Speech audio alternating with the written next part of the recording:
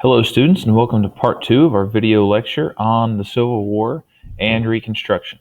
We're going to start out talking about the Emancipation Proclamation, which was issued by Abraham Lincoln in January of 1863. This technically freed all the slaves in the South. It said all of the slaves living in the states that were then in rebellion were forever free. However, the southern states obviously did not listen to this because they were fighting a war against Abraham Lincoln and the North. So on paper, it freed the slaves, but in reality, not a single slave in the North was really technically freed by this document. However, it was very, very important. Number one, it redefined the North's goal in the war. We were no longer fighting merely to keep the nation together, but we were fighting to end slavery, which made us more motivated and made us able to recruit more soldiers and more people to participate in the war effort.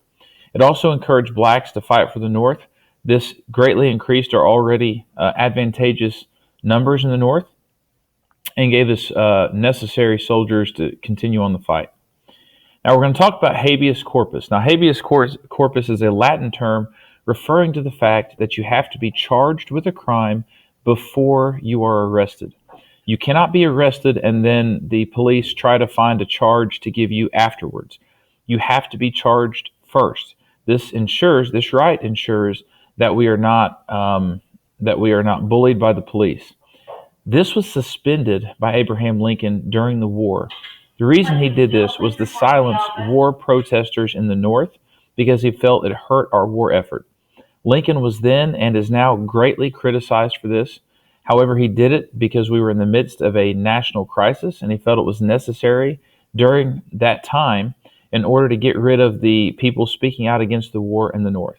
But the right of habeas corpus was suspended by Abraham Lincoln during the Civil War. So again, we've talked about the Battle of Gettysburg already. It was the last attempt by Lee to invade the North. The South lost 1/3 of their forces.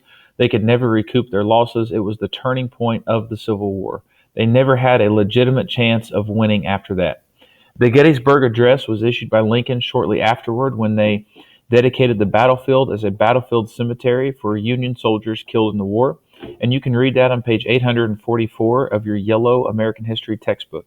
It was given in November of 1863, and he used this the occasion to reaffirm the Union cause and to remind everyone we were fighting to maintain our country. And by this point, also a goal was to end slavery.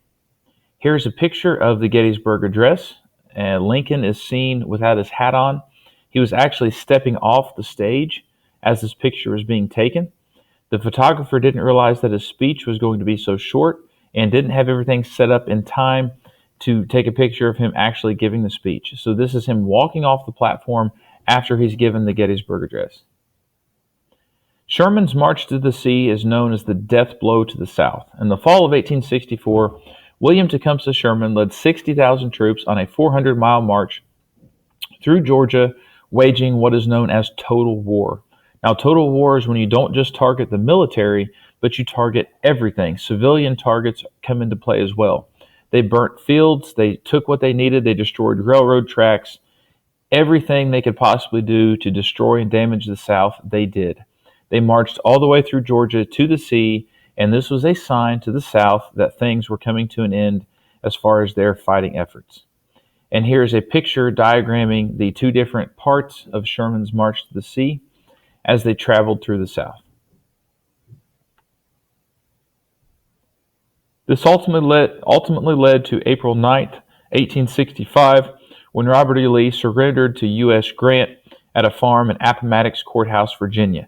An interesting fact is that the surrender took place at a farm owned by a man who formerly lived near Washington, D.C., and the first battle of the Civil War at Bull Run was fought on his farm there. So it started on this man's farm, and it ended on his farm as well in an ironic coincidence of the Civil War. Here is a famous picture depicting the surrender of Robert E. Lee to U.S. Grant at Appomattox Courthouse in 1865. This led to Reconstruction, which basically means rebuilding the South physically, economically, and politically after the Civil War. All of the major battles had taken place in the South, and it was destroyed physically, politically, and economically, so all these needed rebuilt. Now, Abraham Lincoln wanted to be very, very lenient on the South. He wanted to be kind to them, gentle to them. He was not concerned with punishing them, but wanted them to come into the fold, so to speak, as quickly and gently as possible. However, he was assassinated shortly after the surrender of the South, so he never got to be there to implement his plan. There were many members of Congress who were more interested in punishing the South, and they did not favor Lincoln's plan.